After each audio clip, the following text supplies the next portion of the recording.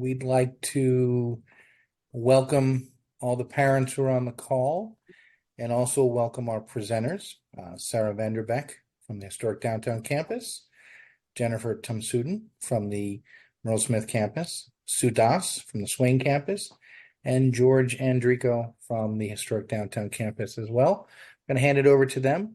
If we have time at the end, we'll have some questions. This is being recorded and will be posted soon, so take it away. All right, thanks, Bob.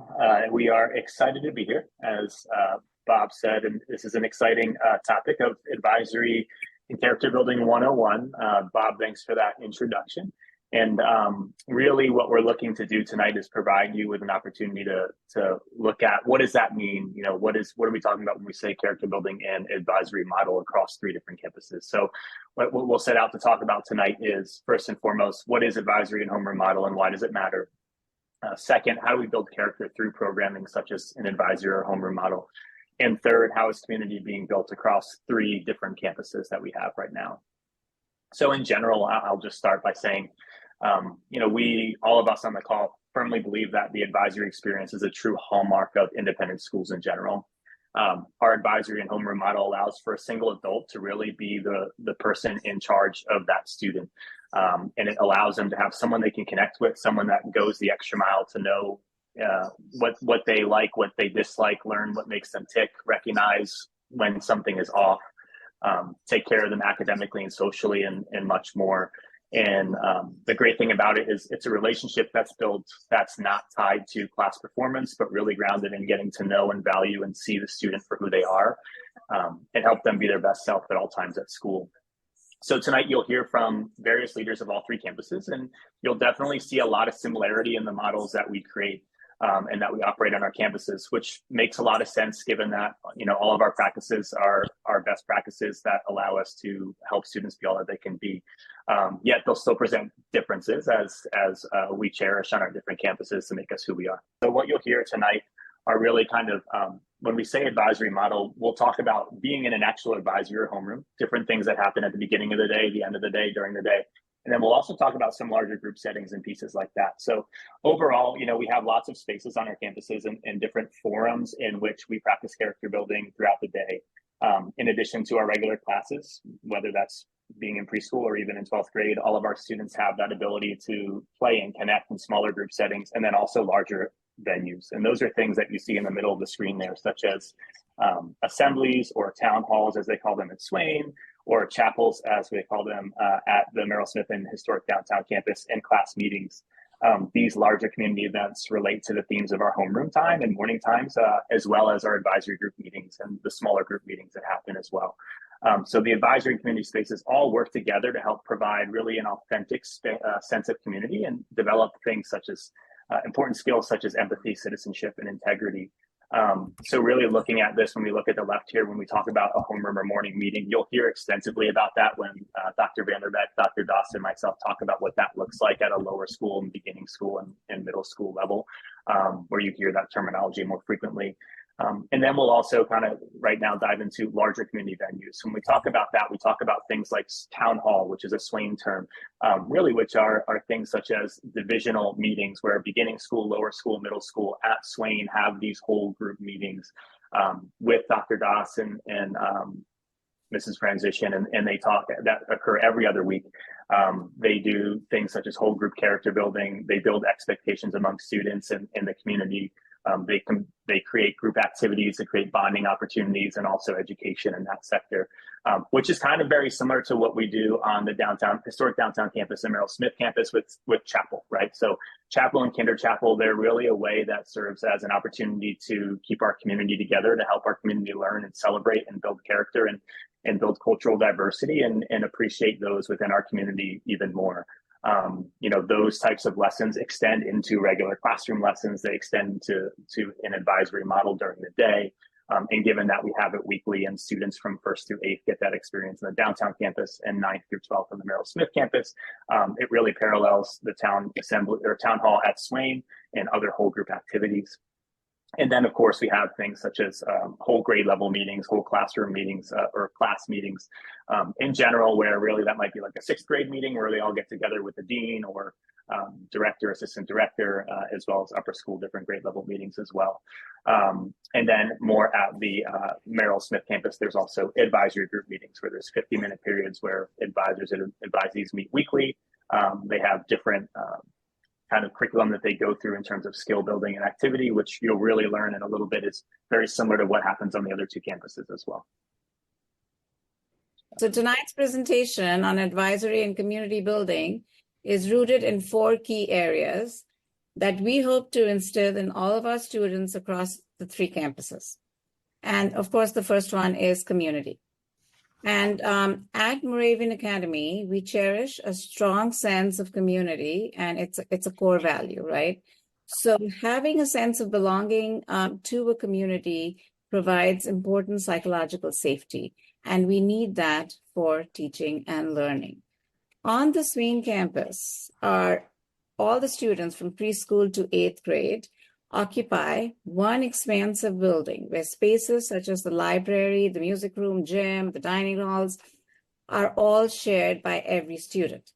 A formalized buddy program intentionally connects the beginning lower school students with their peers, older peers, on a monthly basis, fostering relationships and creating a sense of belonging that expands into their daily school lives and, of course, beyond the school walls.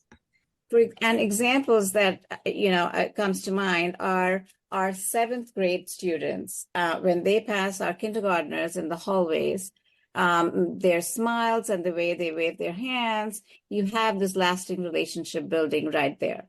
Also, at the 4th grade level, 4th graders during their language arts times did a writing piece. And they invited their 1st grade buddies to come over and illustrate their pieces for them. And what an amazing relationship building opportunity that was for all of us to see. So I guess community is important. Faculty and students and administrators and staff foster that sense of community every day. And that's what brings the song in our hearts to come to work. Thank you, Sue. So the second tenet that we'll talk about tonight is empathy. And even though these 2 things may actually seem like distinct attributes with some significant differences, there's actually an undeniable link between empathy and our core value of curiosity. Without curiosity, we have no drive to explore or to learn or to grow intellectually. And without empathy, we have no ability to understand and share the feelings of others, which are 2 key importance and incredibly important outcomes that we want for our students. So empathy and curiosity are attributes that we actively work to build within our students every day. We know that outside influences such as parents and school aid in developing empathy. So at Moravian Academy, we work to explicitly model empathy in group settings like chapel, that you just heard Mr. Andrico speak about, and also in small group settings like our morning meetings that we'll talk a little bit more about later, but also in individual ways. Like I'm thinking about when we might be debriefing with a student who's maybe made an inappropriate choice, where we talk through how our words and our actions have impacted others regardless of our intent. Those are ways that we, on a large, a medium, and a small scale, practice empathy. We explicitly teach what empathy is and why it matters, and we explain how empathy directly relates to our clear and age-appropriate community behavioral expectations. And we think of empathy as a muscle. The more we exercise it, the stronger it gets. So we intentionally build exercises in empathy into our programming to help our students develop that empathy that they will need to be effective, compassionate, decent, good humans who also have engaged in really rigorous academic programming. Thanks, Sarah.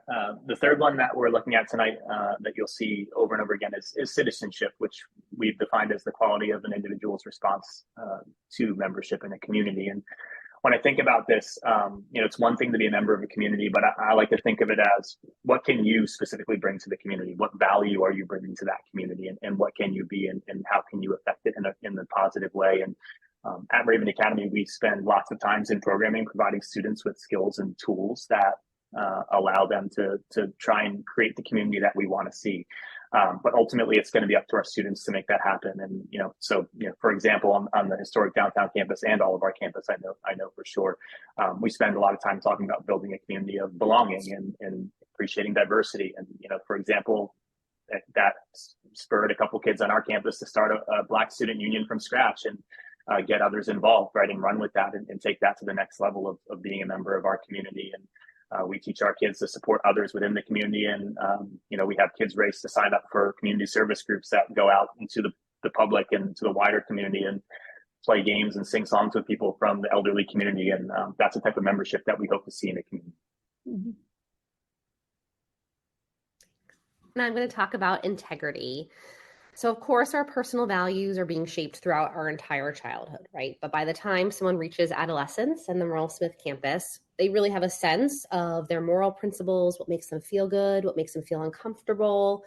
Of course, we're still being modeled and shaped in our teenage years, but they're no longer a blank slate, right? So students are defining, redefining, and refining themselves and their convictions all throughout high school. So this can be hard. So parents who are on the call who have teenagers, whether it's at any of the middle schools or high schools, we know that sometimes that means that there are more parent conflicts. Sometimes there are more friendship disagreements as we're starting to come into our own and really understand our boundaries and our wants and desires.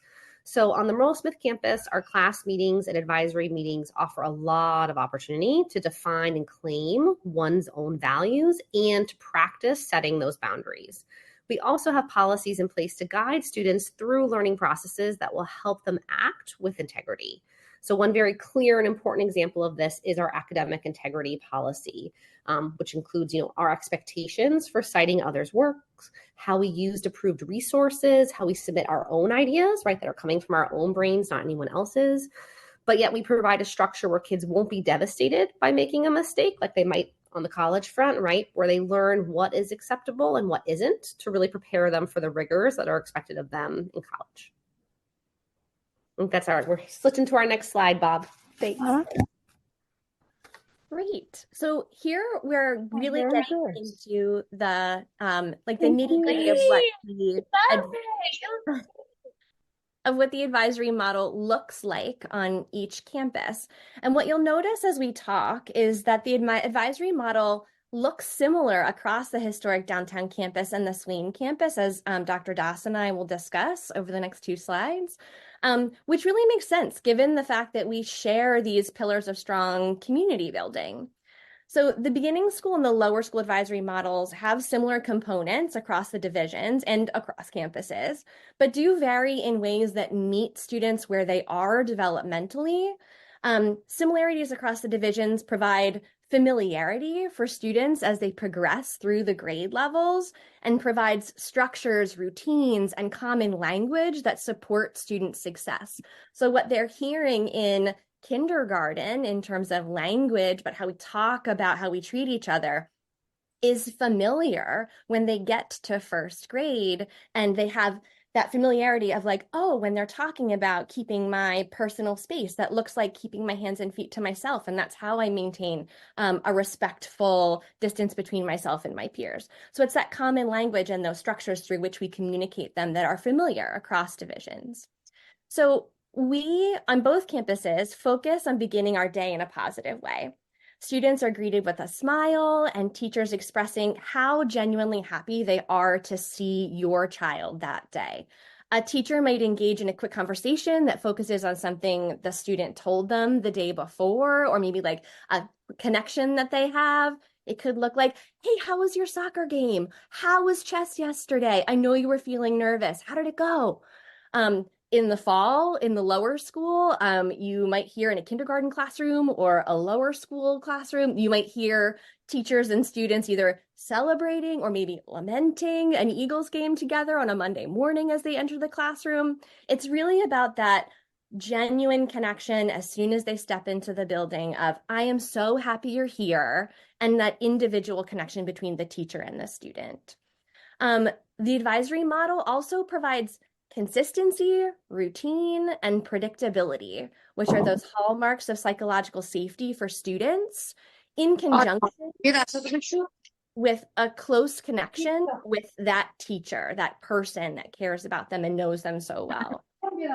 This allows us to build rapport, which is the foundation upon which that academic learning occurs. And research even indicates and tells us that students who have that meaningful relationship and those connections with adults in a school setting lead to better academic and mental health outcomes as students get older.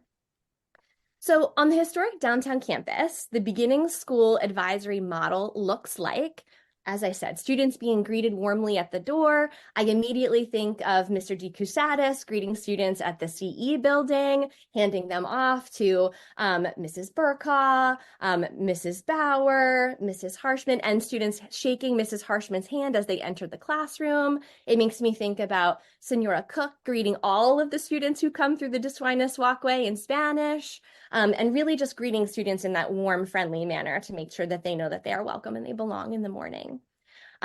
Students then enter their classrooms and follow their unpacking routines, which they've learned through explicit teacher modeling and guided practice. It makes me think about our preschool teachers who very explicitly from day one of preschool teach our students hand over hand how to hang up their bags, how to unpack their snack, where to put it. And within weeks, those students are unpacking and doing things independently.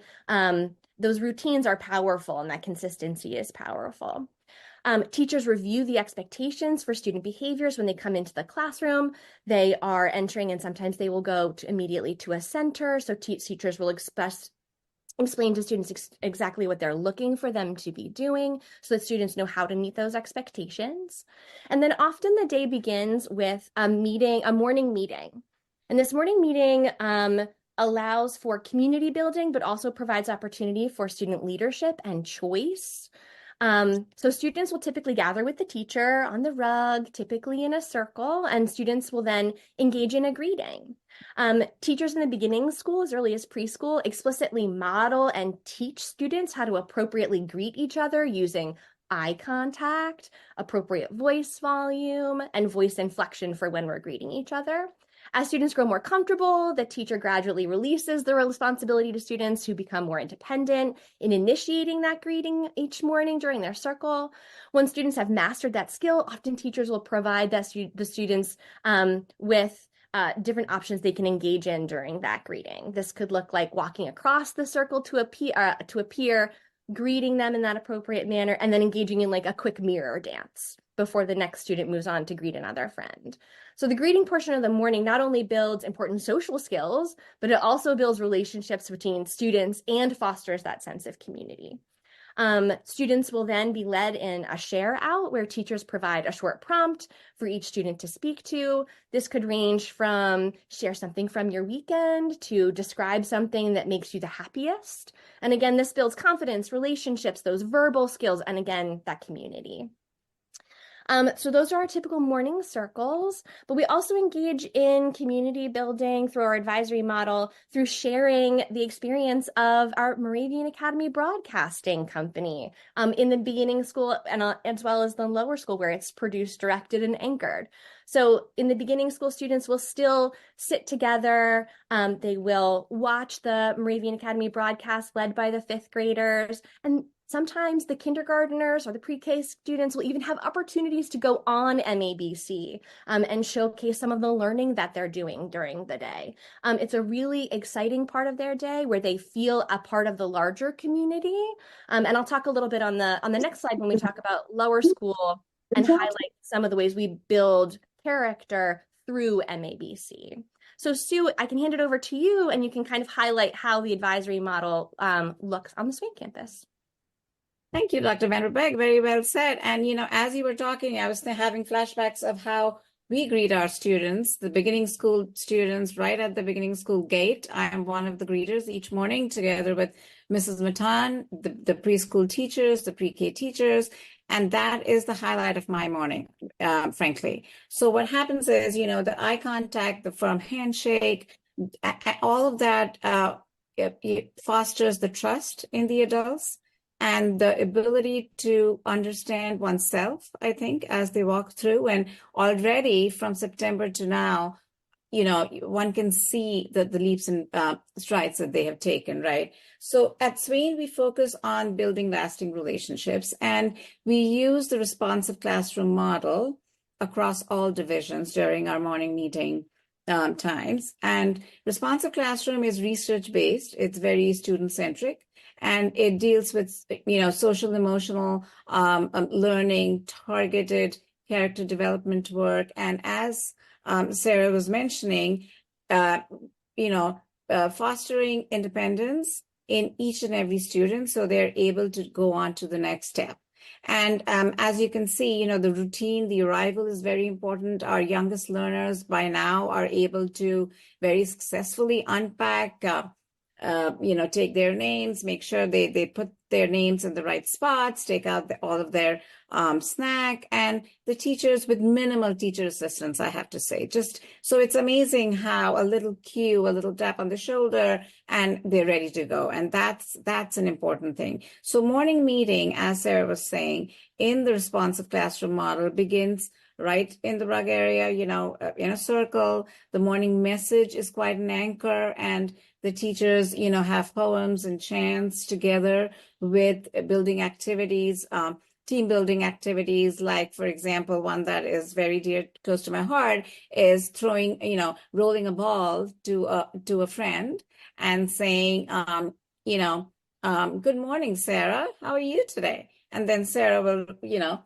take the ball and say, good morning, Sue. I'm well. How are you today? So it's just those, the etiquettes, if you may, and all those are parts of belonging. And they know quickly that this is our beginning school community that we are a part of. And also, as I said earlier, because we are in sort of in a one rectangular building, it fosters that expansiveness. And when they go out, they are really interested to see what's happening all around. So the morning message, as I said, is very important. And then it's a responsive classroom is a very developmentally appropriate way of inculcating independence and character development, and we follow that across all divisions at Swain's.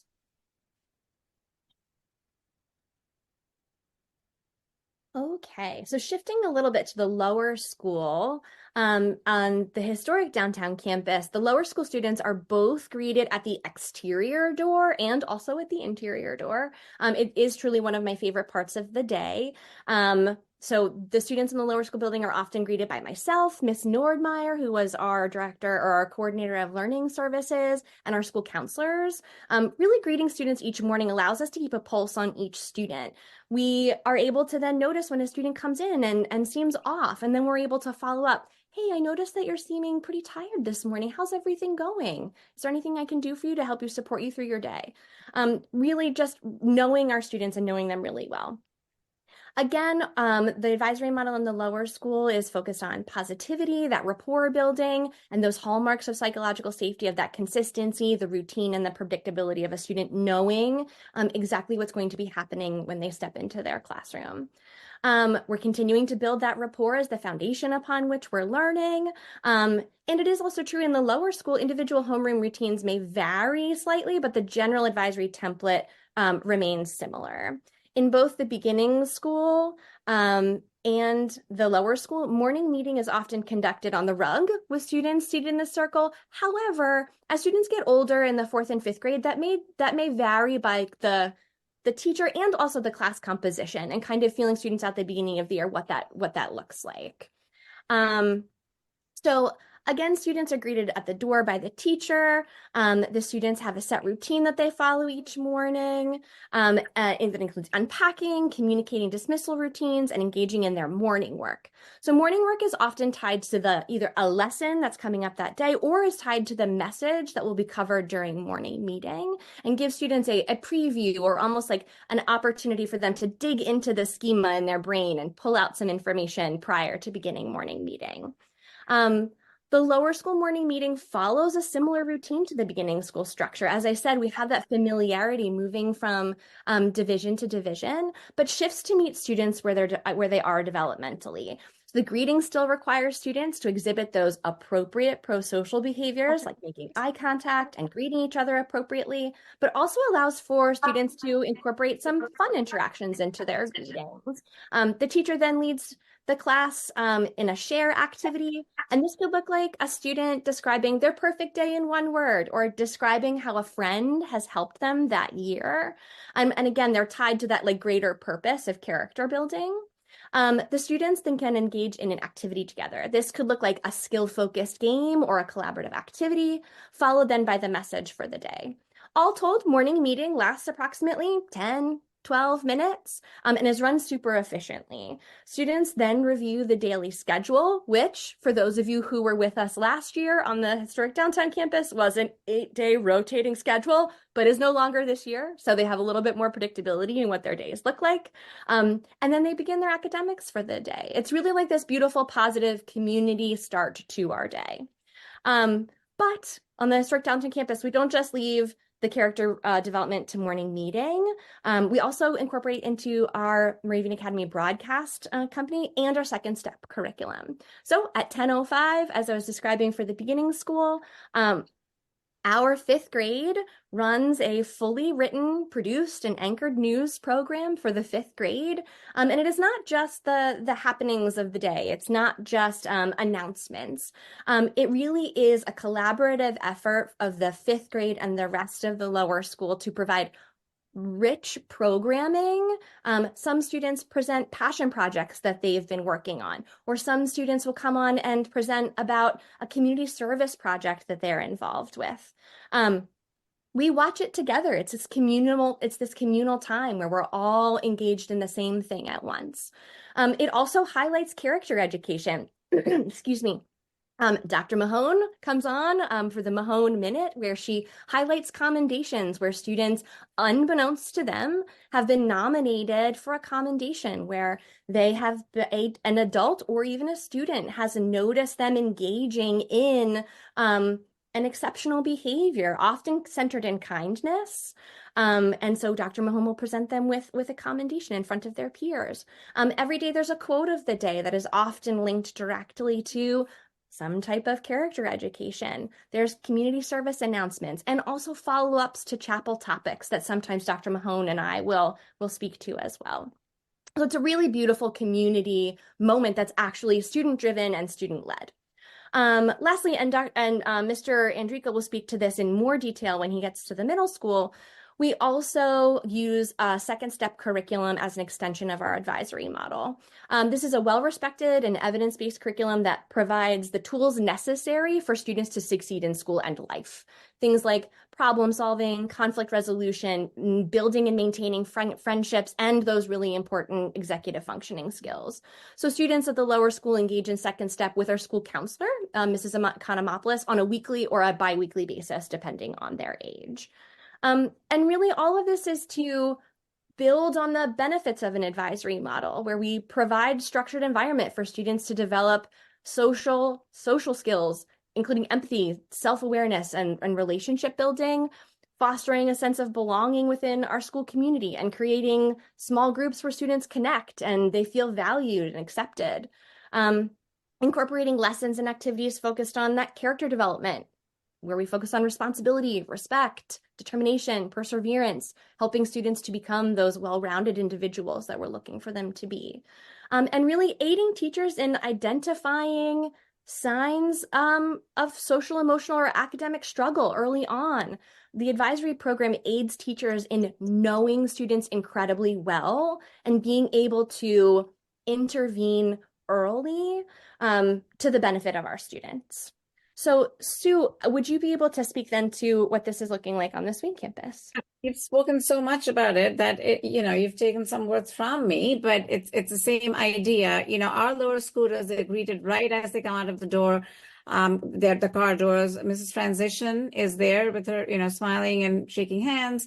We have various staff members on a rotating basis. Sometimes we have Dr. Armistead if he's visiting. We also have Adrian there on Tuesdays, I think. And the kids love to see that. That's the first line of communication. And then as they go through, they're greeted at the door, classroom door, by their teacher. Then they have the routine of unpacking, turning in their homework, and this depends if you're lower elementary or upper elementary. And then they're in the lower elementary classes, there are about 20 minutes of playtime, unstructured playtime, and that's a great way for the teachers to see and observe. And as Sarah was saying, because we are, the teachers want to get a glimpse of the whole child and the perspective, gaining documentation through play in the earlier grades is a fantastic way to do so. And then the chime is a responsive classroom sort of hallmark, right? And the teachers use that to gain their attention, and the students know how to assemble and come to the rug. Now, at Swain, all of our lower school students in every grade level, they come to the rug. There is a designated rug area, and the teachers are very committed. And I think for them, it's a great way to start every day trying to understand what might have happened in the student's life.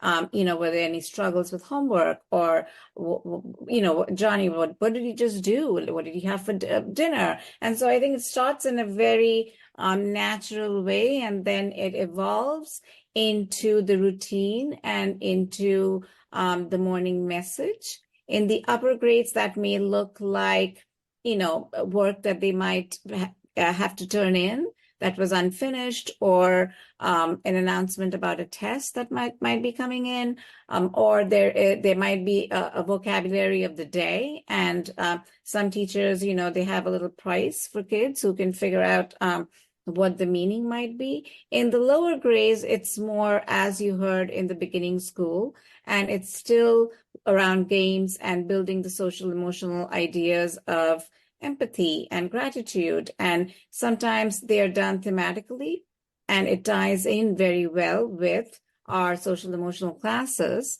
the SEL classes that we have weekly across all grade levels.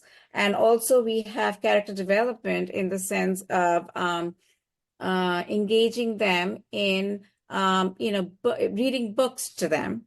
And that's something that is done in morning meeting, be it a picture book or a chapter book, maybe a little excerpt from a chapter book, and then quickly diving into some, analysis of what they just heard. So as Sarah was saying, I think through these activities and the messages, the kids are all prepared and ready for the day. So it's a great holding place. It's a place for teachers and for other observers to come in and gain the knowledge that they need to gain for every individual kid. And I think it prepares adults as well as the children for the day. Yeah.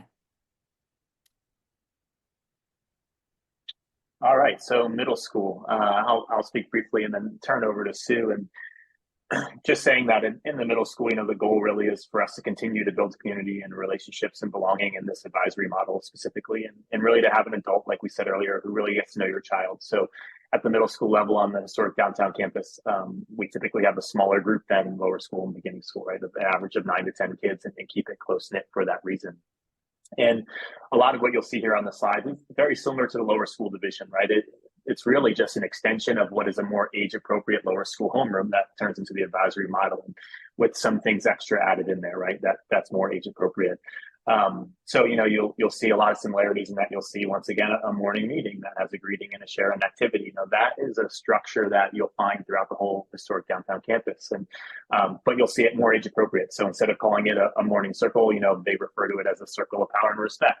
Instead of sitting on the rug, 13 and 14-year-olds prefer to grab their chairs and set them up in a circle, right? And they may choose, the students might choose what the chairs are, or less juvenile games, I would say, right? Like, but they still like to have fun at times and move around. So that piece is there, and you'll see that, like MAVC, we have a middle school version called MSBG that is completely run by the students.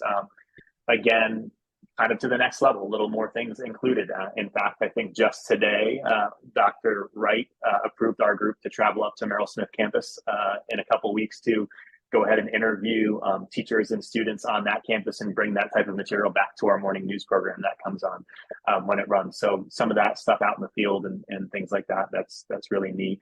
And our students have an elective group that creates their own daily announcement slides that have different pieces on there for information, upcoming events, quotes about character, things like that.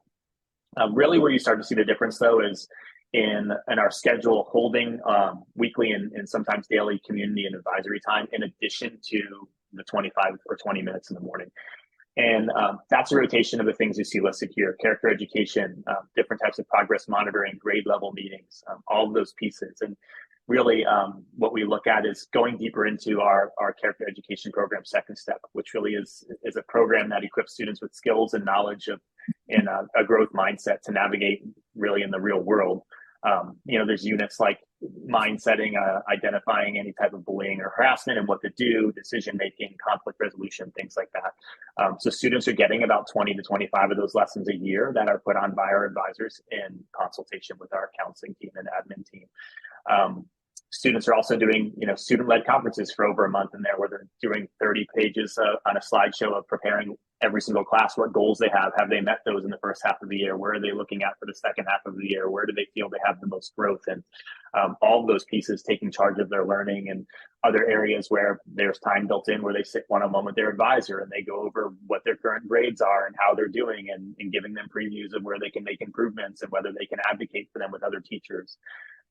And then you see also within that schedule, it's rotating as grade level meetings where the 6th, 7th, or 8th grade dean will put on a whole meeting for the purpose of building community, or proactively trying to teach students about boundaries or setting expectations, or as things come up, addressing them and making sure we know how we want to move forward, keeping that camaraderie there. And all of those, the neat thing about that is everybody's getting the same thing by grade level, right? So our deans, our counselors, our admin are sitting down at the beginning of the year and periodically throughout the year and saying, okay, everybody's going to do this lesson within this grade so that we're on the same page and we're getting the same message and our expectations are the same. And then kind of the last piece that it folds into is, in addition to that, we have these bi-weekly whole middle school community meetings. And in those, it's opportunities where students go up and lead that. They create the script with me of what's being announced that day and what they want to talk about. It's a great opportunity to do expectation setting and community education. I just spoke to the group, for example, about those who are observing Ramadan and how we support people in our community that are doing that. And also, if you are observing Ramadan, how can we support you? What options do you have if you don't want to be in the lunchroom? Things like that. We use that space for that opportunity. And student recognition, our students who go and travel off into competitions and play sports and things like that. We have meetings where we acknowledge those people. And last but not least, the last part of that community time rotating piece is monthly community service, where students get to sign up and have their own agency in different groups. Some go off campus, some stay on campus, make animal treats, make sandwiches for shelters, go out to elderly homes and play bingo, different things that they can sign up to do to take those skills that they're learning and then use them in a real world situation. So I'll turn it over to Sue to talk one more time about the Swain campus and the middle school advisory model. Thank you, George. So at the Swain campus, we use an adaptive version of the responsive classroom curriculum. And what it does is we have about 25 minutes of advisory time. And it's a time when the advisors, who really know their students from every facet of their students' lives. And as George was saying, help them from goal setting, from personal goal setting to group goal settings. And these meetings, and I've been to, when I have attended them, are student-led.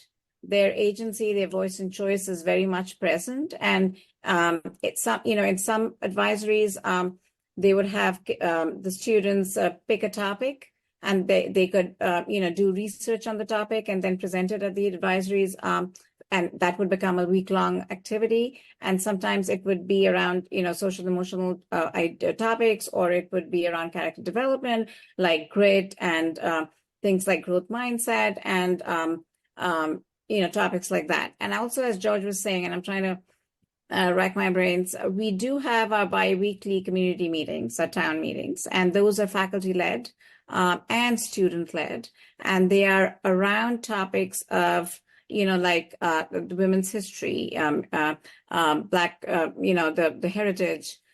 We had Native American presentations, and these are all student researched, and they meet with their advisors. The advisors have to and give them permission about the topic, and they present in groups. And I think what really happens in those advisory moments is building up their leadership skills, their confidence, and giving them the 21st century skills that they require to as they go out to the upper school and to the world at large.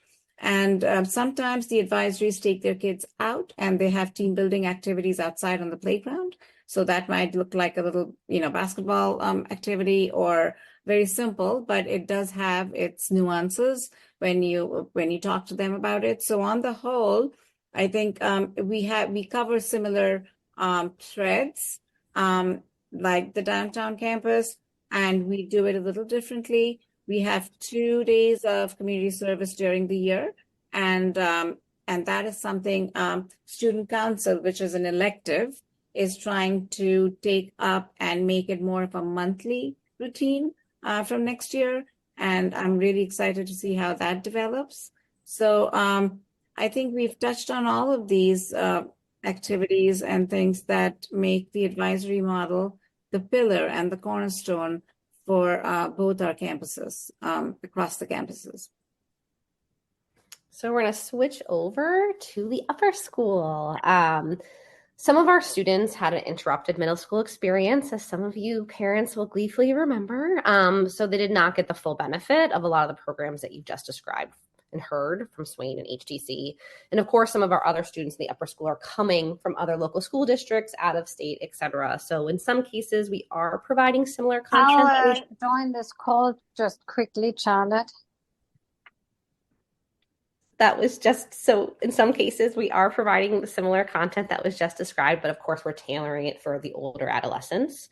So on the Merle-Smith campus, we also have a daily homeroom where we have games and check-ins and announcements that also provide structure, routine, predictability, and clarity that the other campus administrators spoke to, as well as really important connection to peers and adults they mentioned. Those of you who have teenagers know that waking up and getting to school and being prepared and ready to go are not easy feats.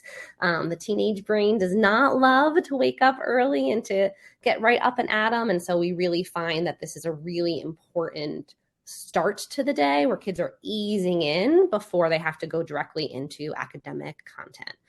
Currently, most of the upper school homerooms are really engaged and competitive in the New York Times puzzles. So if we have any Wordle fans or category fans, that this is what a lot of our homerooms are doing every single day together. It's really awesome to see. And sometimes I run back and forth in Walter Hall where I am and say like, oh, they got it in 2, they got it in 3. And it's really fun to see how competitive that we can make them, and they get so excited. Most of the students also really love, most especially, reviewing the menus of the day, making plans for after school. But in addition to the homeroom time on the Merle-Smith campus, we also have a dedicated 50-minute period each week that is for specific small group advisor meetings. And so these meetings feature lessons, activities, and games. And I've kind of bucketed them into 3 categories. So one is a skill building advisory meeting that focuses on just that, right? Developing a skill that is needed to be successful in high school. So this is when faculty are provided with a lesson plan and also the autonomy to tailor it to their group's needs. So in the beginning of the year, one advisory explicitly focused on collaboration, and students had to come to a group consensus by trying on a variety of group decision-making options. So these are things that we as adults kind of do automatically, but we wanted to provide students the opportunity to try on different modes. So of course, one option is avoidance, but there are other things that we want them to try on as well, so that when they get stuck, this will be in the back of their head. So we're providing practice and helping training their brains. And in this case, they came to consensus to figure out what kind of gooey creation to make. They made Play-Doh and slime together, and some groups happily came out with some perfect looking Play-Doh that they squished all day long, and others wound up with quite a big mess that we had to talk through and examine how they could approach it differently next time as a group and figure out where the misstep was. And then a few weeks later, they were given the option to try again. A second type is thematic. So these typically correspond to a chapel theme or an assembly speaker or a heritage month or something co-curricular that's going on in our campus. So an example from the fall was as part of Indigenous History Month. We read a poem written by Lady Long Soldier about the Dakota 38 and really used that to examine that moment in history and to challenge our historic understanding. The third bucket is advisory choice or individual meetings. So sounds just like that, right? So groups are encouraged to do what they need to do within that space. So right before midterms, this would look like having an individual meeting with their advisor to help them craft a studying schedule. Or perhaps it was a beautiful sunny day, so let's take a walk around campus and regulate before our next class. Sometimes it is, let's go play basketball, and we're challenging the advisory next door. So the hope is, of course, for students to gain skills, further their perspectives, and practice self-care, all while connecting with their peers and trusted adults.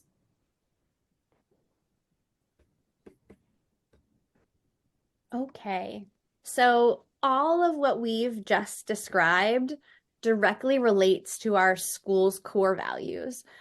We have worked diligently as an institution to define our mission, vision, and core values and our portrait of a graduate.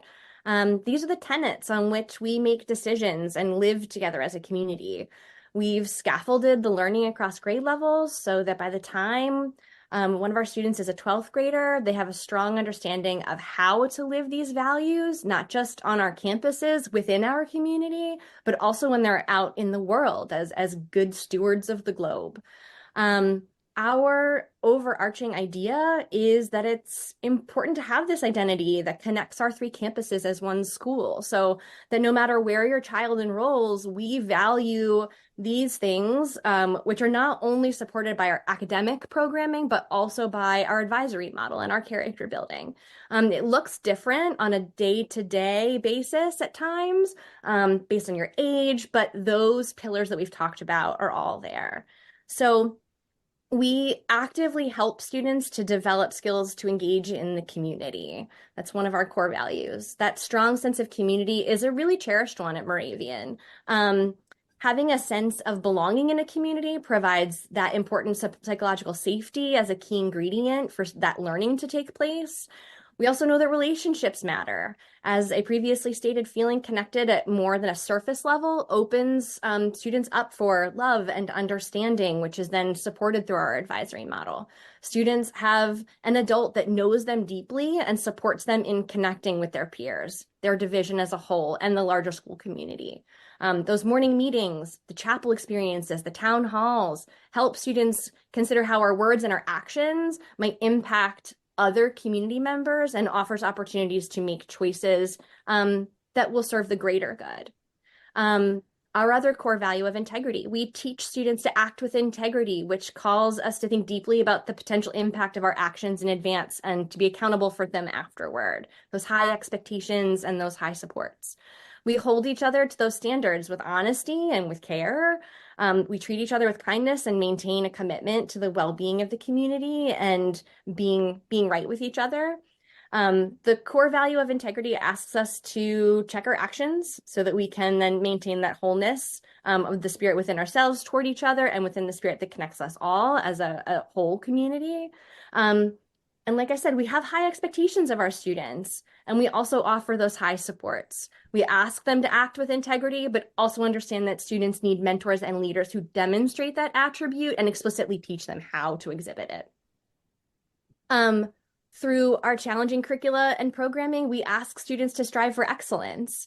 Excellence is an outward expression of outcome, of possessing a vision, working hard and to achieve a goal, and persisting through those obstacles that you will encounter along the way.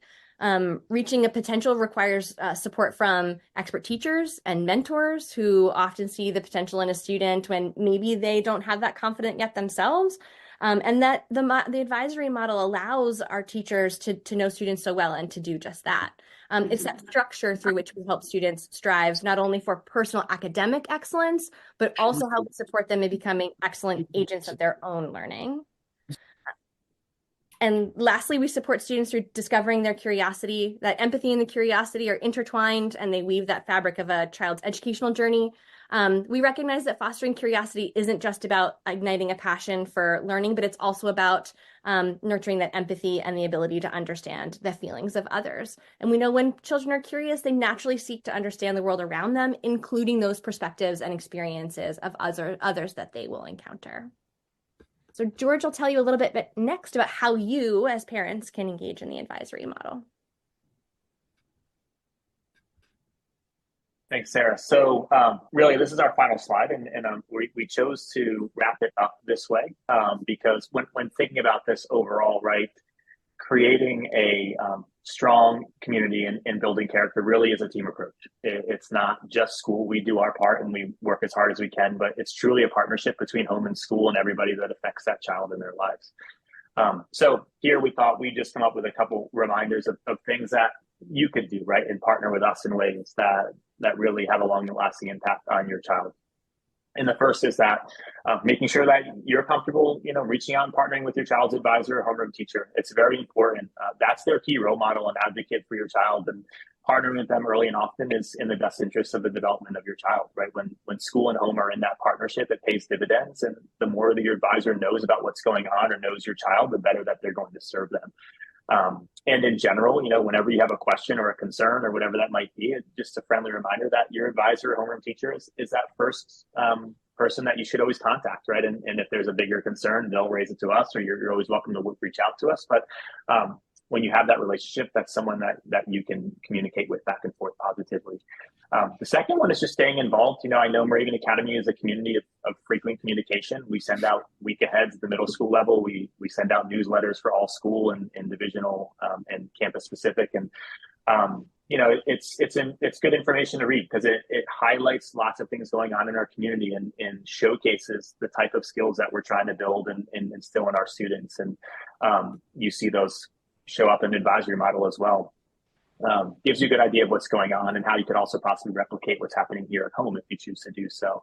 And then attending meetings that Bob and his team put on, such as family association meetings or these community education series events, are great opportunities for you to hear from key people in our community and leaders in our community and each other in a way to get some questions asked or answered and to learn more about what we do. And that benefits your child as well, having that information. Simply added in here, talking to your child, feel free to talk to them about what happened in chat. What did you learn about in chapel today or town hall? Especially for younger ones, it's a great conversation to have at the dinner table or when you pick them up from school. And and creating that in at home is awesome. And last but not least, just a reminder that continuing all of us on this call to continue to be positive role models. When you think about it, almost all of your kids' life is spent with a teacher, a coach, or you guys as parents, right? And what we know is that kids absorb things like sponges nonstop. They're always learning. And for this reason, the more positive that we are, the more that we act with integrity and show empathy and we model these types of behaviors ourselves, the more you'll see it in your children, right? And by being there for them, encouraging them through difficult times and giving positive reinforcement through triumphs, helping them process and problem solve, you're helping build character and teaching your kids how to be positive community members. So it's something that we always try to remember at the end of the day in our role, and it's something that we love to partner with people at home as well. So with that, on behalf of our team here, we want to thank you for spending some of your night with us.